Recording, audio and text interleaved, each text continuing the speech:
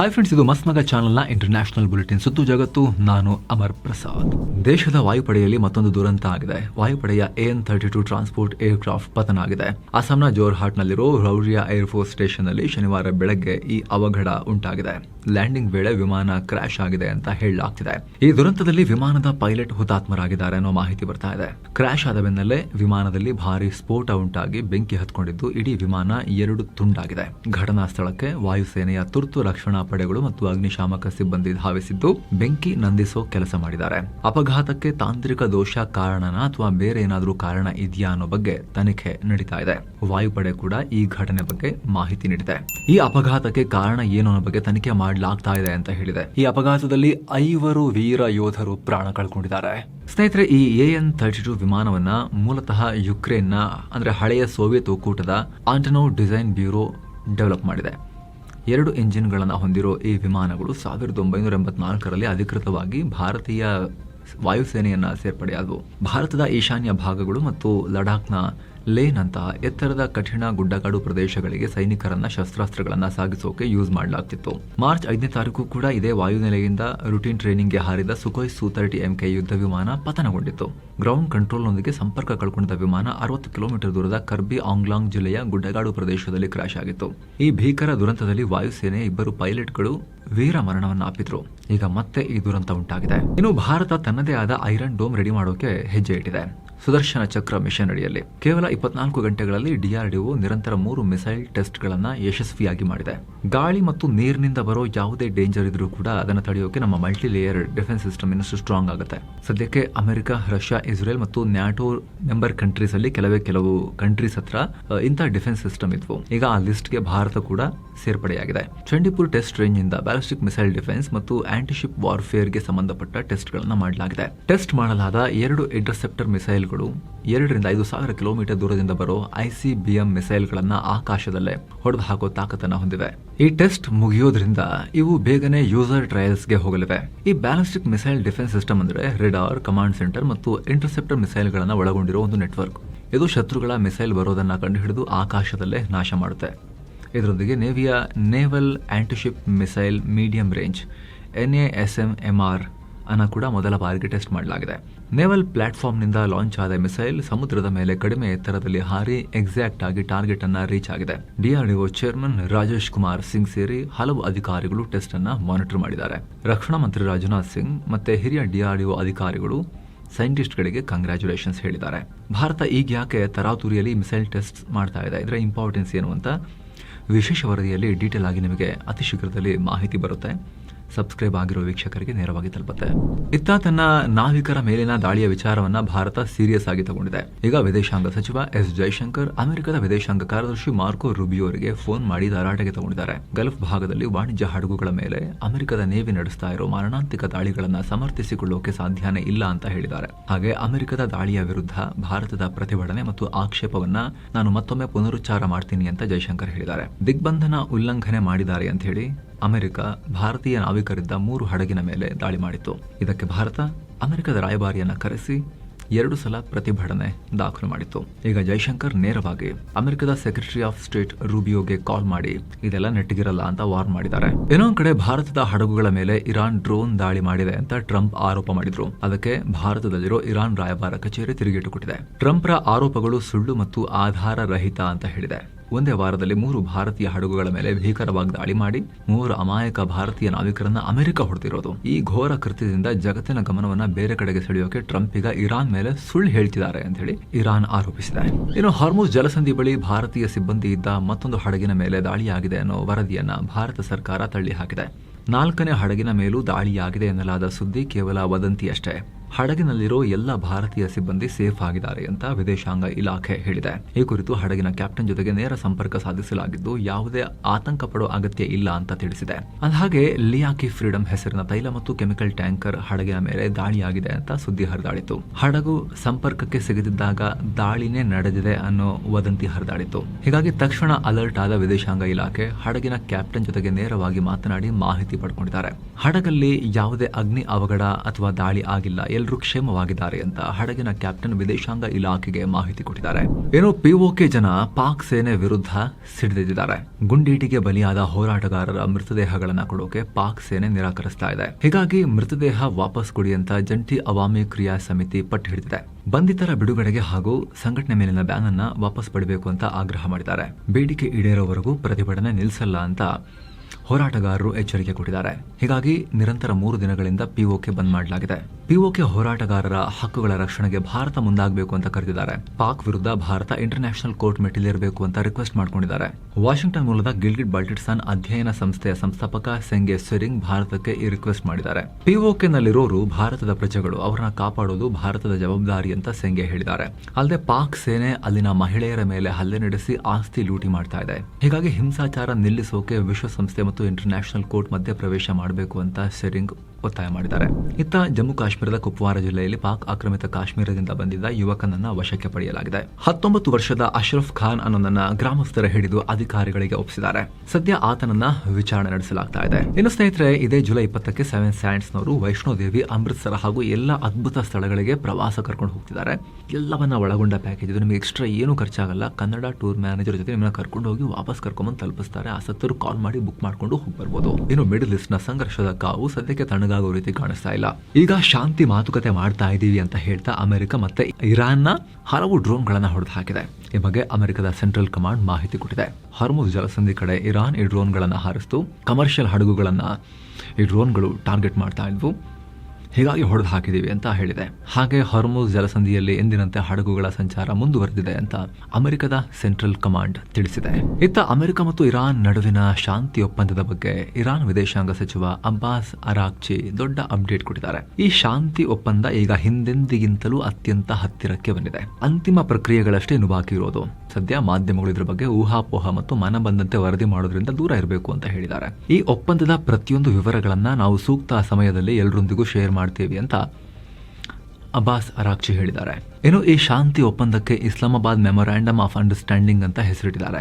ಈ ಒಪ್ಪಂದದ ಒಳಗಿನ ನಿಯಮಗಳನ್ನ ಕೂಡ ಅರಾಕ್ಚಿ ಹೇಳಿದ್ದಾರೆ. 2 ಹಂತಗಳಲ್ಲಿ ಜಾರಿಗೆ ಬರುತ್ತೆ. ಪರಮಾಣು ವಿಚಾರದ ಬಗ್ಗೆ ಮೊದಲ ಹಂತದಲ್ಲಿ ಯಾವುದೇ ಚರ್ಚೆ ನಡೆಸಿಲ್ಲ. ಅದನ್ನ 2ನೇ ಹಂತಕ್ಕೆ ನಾವು ಇಟ್ಟಿದ್ದೀವಿ. ಹಾಗೆ ಅಮೆರಿಕ ನಮ್ಮ ಬಂದರುಗಳ ಮೇಲಿನ ದಿಗ್ಬಂಧನ ತೆರವು ಮಾಡಬೇಕು. ಫ್ರೀಸ್ ಆಗಿರೋ ಇರಾನ್ನ ಹಣವನ್ನ ರಿಲೀಸ್ ಮಾಡಬೇಕು. ಮುಂದೆ ಇರಾನ್ ಸಾರ್ವಭೌಮತ್ವವನ್ನ ಗೌರವಿಸ್ತೀವಿ ಅಂತ ಅಮೆರಿಕ ಲಿಖಿತ ರೂಪದಲ್ಲಿ ಭರವಸೆ ಕೊಡಬೇಕು ಅಂತ ಚರ್ಚೆ ಮಾಡಲಾಗಿದೆ ಅಂತ ಅರಾಕ್ಚಿ ಹೇಳಿದ್ದಾರೆ. ಹಾಗೆ ಹಾರ್ಮುಜ್ ಜಲಸಂಧಿಯ ಭವಿಷ್ಯ ಇನ್ಮುಂದೆ ಮೊದಲಿನ ತರ ಇರೋದಿಲ್ಲ ಅಂತ ಹೇಳಿದ್ದಾರೆ. ಇಲ್ಲಿ ಯಾವುದೇ ಟೋಲ್ ಇರಲ್ಲ, ಆದ್ರೆ ಇನ್ಮುಂದೆ ಅಲ್ಲಿ ಸರ್ವಿಸ್ ಫೀಸ್ ಕಲೆಕ್ಟ್ ಮಾಡಲಾಗುತ್ತೆ ಅಂತ ಅರಾಕ್ಚಿ ಹೇಳಿದ್ದಾರೆ. ಸರ್ವಿಸ್ ಫೀಸ್ ಅಂತೆ. ಸಮುದ್ರ ಏನ್ ತೊಳೆದೆಲ್ಲ ಕ್ಲೀನ್ ಮಾಡಿ ಹೊಸ ನೀರು ಬಿಡ್ತಾರೆ ಇವರು ಸಮುದ್ರಕ್ಕೆ ಸರ್ವಿಸ್ ಫೀಸ್ ಕಲೆಕ್ಟ್ ಮಾಡಕ್ಕೆ. ಹಾರ್ಮುಜ್ ಇರಾನ್ ಮತ್ತು ಒಮಾನ್ನ ಸಾರ್ವಭೌಮತ್ವಕ್ಕೆ ಒಳಪಟ್ಟಿವೆ ಅಂತ ಅವ್ರ ಜಾಗ ಅಂತೆ ಅದು. ಇದರ ನಿರ್ವಹಣೆ ಕುರಿತು ಒಮಾನ್ ಜೊತೆ ಸೇರಿ ಜಂಟಿ ಪ್ರಕಟಣೆ ಹೊರಡಿಸ್ತೀವಿ ಅಂತ ಅರಾಕ್ಚಿ ಹೇಳಿದ್ದಾರೆ. ಒಮಾನಿಗೆ ಟ್ರಂಪ್ ಬೈತಿದ್ದಾರೆ, ಇರಾನ್ ಜೊತೆ ಸೇರ್ಕೊಂಡ್ರೆ ನಿಮ್ಮೇಲೂ ಬಾಂಬ್ ಹಾಕ್ತೀವಿ ಅಂತ ಹೇಳಿ. ಇವರು ಒಮಾನ್ನ ಬಿಡ್ತಾ ಇಲ್ಲ ಇರಾನ್ ಅವರು. ಒಮಾನ್ ಏನ್ ಮಾಡುತ್ತೆ ನೋಡ್ಬೇಕಿಲ್ಲಿ.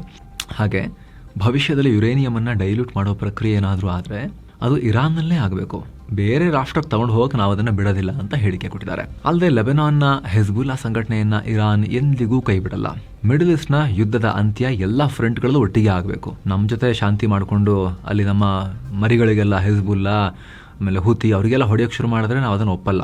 ಜೊತೆಗೆ ಇರಾನ್ಗೆ ಅಮೆರಿಕ ಯುದ್ಧ ಪರಿಹಾರ ಕೊಡೋ ಪ್ಲಾನ್ ಕೂಡ ಈ ಒಪ್ಪಂದದಲ್ಲಿ ಇದೆ ಅಂತ ಇರಾನ್ ಸಚಿವರು ಹೇಳಿಕೆ ಕೊಟ್ಟಿದ್ದಾರೆ. ಇನ್ನು ಅಮೆರಿಕ ಇರಾನ್ ಸಂಘರ್ಷದ ಬಗ್ಗೆ ಪಾಕ್ PM ಶಹಬಾಜ್ ಶರೀಫ್ ಮಾತನಾಡಿದ್ದಾರೆ.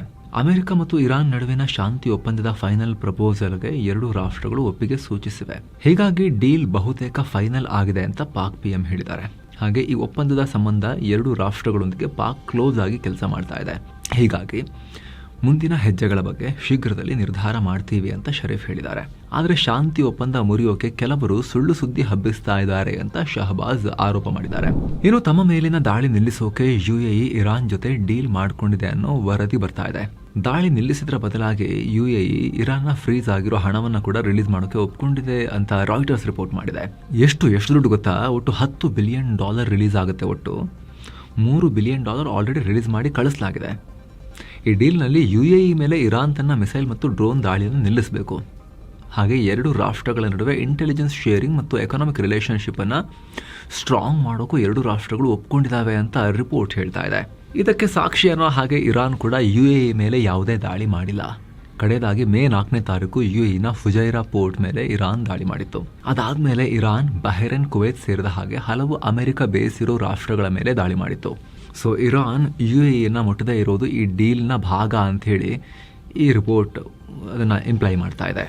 ಜೊತೆಗೆ ಸ್ನೇಹಿತರೆ ಗಮನಿಸಿ, ಕಳೆದ ವಾರ ಇರಾನ್ನ IRGC ಅಧಿಕಾರಿಗಳು ಯುಎಇನ ಅಬುದಾಬಿಗೆ ಬಂದು national security adviser Sheikh Tahnoun bin Zayed Al Nahyan ಅವ್ರನ್ನ ಭೇಟಿಯಾದಾಗ ಈ ಡೀಲ್ ಫಿಕ್ಸ್ ಆಗಿತ್ತು ಅನ್ನೋ ಲೆಕ್ಕಾಚಾರ ಇರೋದು. ಇದೇ ರೀತಿ 2 ಗಲ್ಫ್ ರಾಷ್ಟ್ರಗಳೊಂದಿಗೆ ಇರಾನ್ ಇಂತಹದ್ದೇ ಡೀಲ್ ಫಿಕ್ಸ್ ಮಾಡ್ಕೊಳ್ಳೋಕೆ ಪ್ರಯತ್ನ ಪಡ್ತಾ ಇದೆ ಅನ್ನೋ ಮಾಹಿತಿ ಬರ್ತಾ ಇದೆ.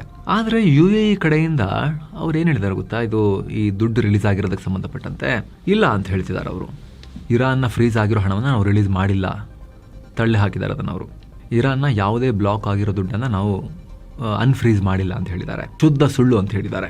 ಮಿಡಲ್ ಈಸ್ಟ್ ನಲ್ಲಿ ಶಾಂತಿ ಕಾಪಾಡೋದು ನಮ್ಮ ಮುಖ್ಯ ಗುರಿ ಅಂತ UAE ಡಿಪ್ಲೊಮ್ಯಾಟಿಕ್ ಸ್ಟೇಟ್ಮೆಂಟ್ ಕೊಟ್ಟಿದೆ. ಇನ್ನು ರಷ್ಯಾ ತೈಲ ಖರೀದಿ ವಿಚಾರದಲ್ಲಿ ಭಾರತಕ್ಕೆ ಫಿನ್ಲ್ಯಾಂಡ್ ಬೆಂಬಲ ಕೊಟ್ಟಿದೆ. ನಿಯಮದ ಚೌಕಟ್ಟಿನಲ್ಲೇ ಭಾರತ ವ್ಯಾಪಾರ ಮಾಡಿದೆ ಅಂತ ಫಿನ್ಲ್ಯಾಂಡ್ ಹೇಳಿದೆ. ಯುಕ್ರೇನ್ ಯುದ್ಧ ಶುರುವಾದ್ಮೇಲೆ ರಷ್ಯಾ ತೈಲದಿಂದ ಹೆಚ್ಚು ಲಾಭ ಮಾಡಬಾರದು ಅನ್ನೋ ರೂಲ್ಸ್ ತರಲಾಗಿತ್ತು. ಕಚ್ಚಾ ತೈಲಕ್ಕೆ ಇಷ್ಟೇ $, ಅಂತ ಪ್ರೈಸ್ ಕ್ಯಾಪ್ ಫಿಕ್ಸ್ ಮಾಡಿದ್ವು.